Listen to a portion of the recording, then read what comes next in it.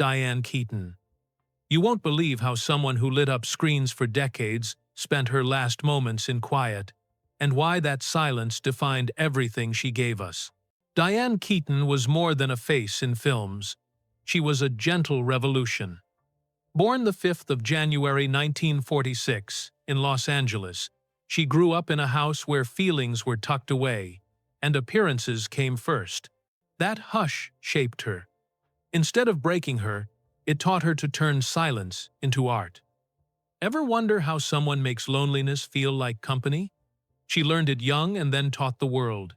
At 20, she fled to New York with little more than a suitcase and stubbornness. Cold apartments, unpaid bills, auditions that ended with "not the type" that was her training ground. She waited tables, sang in smoky basements, and, barefoot and raw, finally got her break in a revival of Hair. The director's words, "Don't change a thing," were less praise than permission. She'd found her voice.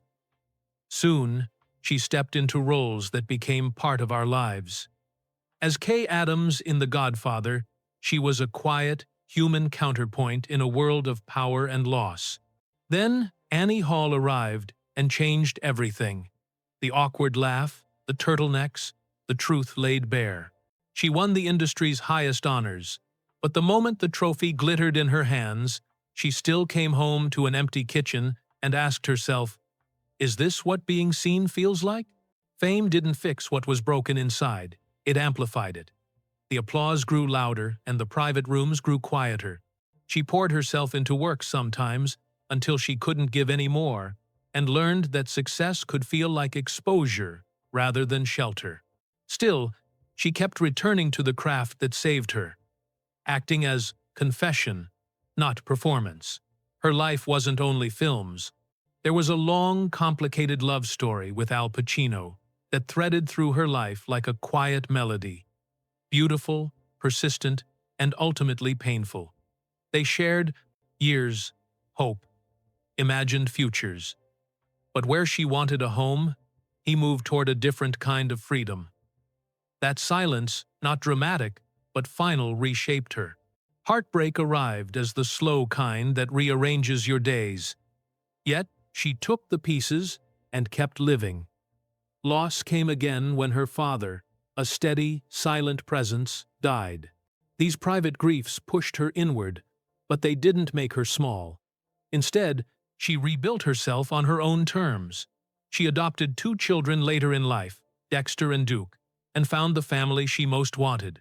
She became a protector of old houses, restoring buildings with the same care she brought to characters, and quietly gave to causes that mattered to her. On the 11th of October 2025, in her Brentwood home, she passed peacefully, a teacup nearby, a journal open, light spilling across the page. It was the same kind of quiet that had started her story.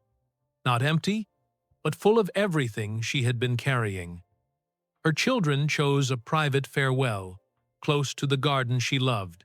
The public, however, felt the loss, as if a mirror had been put away.